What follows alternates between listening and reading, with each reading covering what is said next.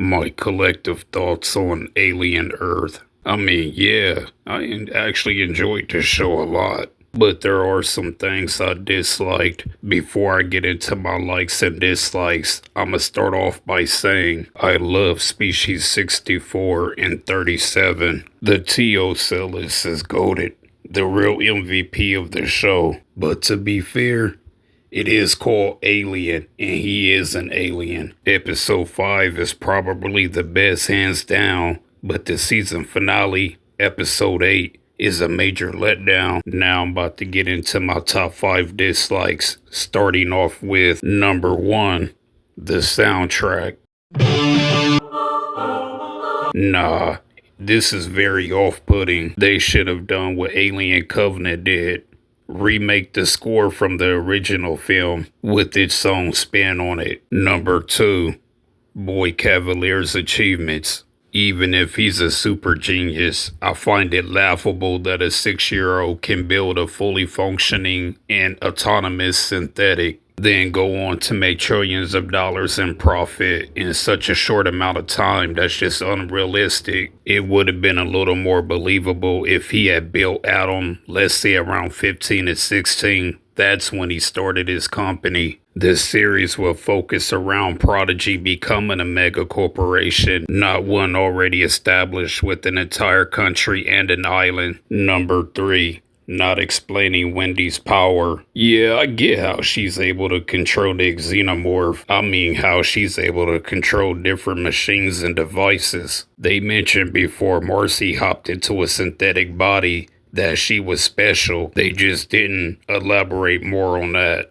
Number 4, Earth technology sucks. Prometheus and Covenant have realistic, futuristic technology, holograms, floating drones, etc., etc. Earth at this point in time should look more cyberpunk, like Blade Runner. Number 5, the Xeno didn't establish a new hive.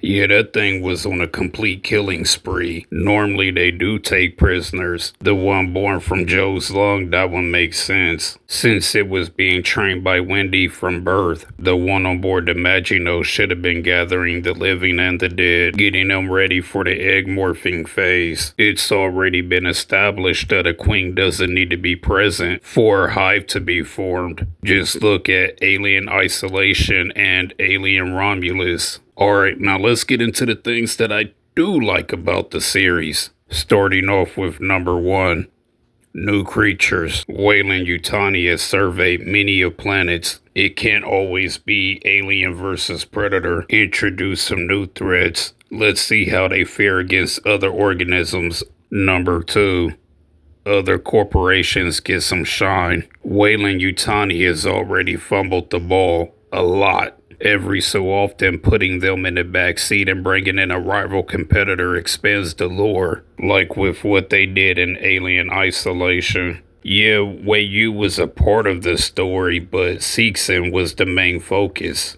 Number 3, high quality sets and practical effects. Nothing much to say other than the crew should pat themselves on the back and eat their hearts out. Number 4, new interesting characters. I like how they're exploring the Yutani side of Wei, along with the hybrid concept. Kirsch and Moro are hands down the best characters in the entire series.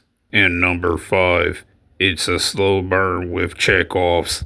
Wendy controlling the xenomorph didn't just come out of nowhere. It was being built up ever since episode 1. In episode 3, slightly mentioned to Moro how he would stick up for his friends if he had to. This eventually led to him and the other hybrids rebelling against Prodigy.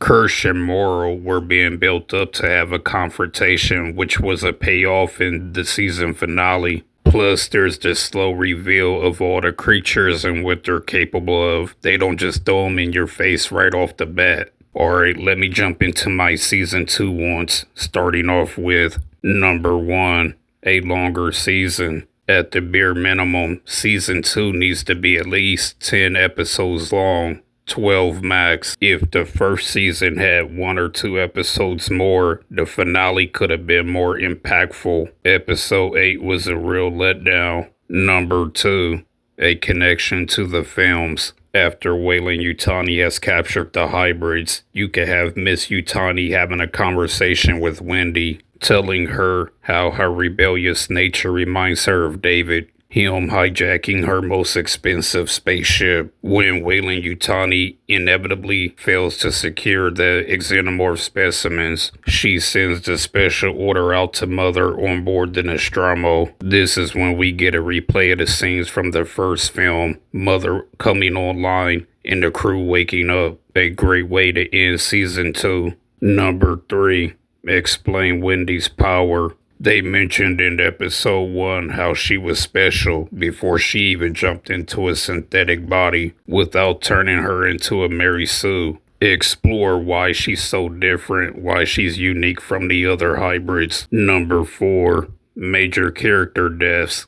Yeah, this is what made the season finale so lackluster. There were no real stakes, unless you cared about some no-name background character. I would have saved Arthur and Toodles' deaths for the finale when Wendy starts messing with the electronics. This is how one of the flies in a facehugger gets loose. If done correctly, this can create some tension between the characters. Dame wanting justice for Arthur and the other hybrids feeling some type of way towards Wendy for Toodles' death. And number 5.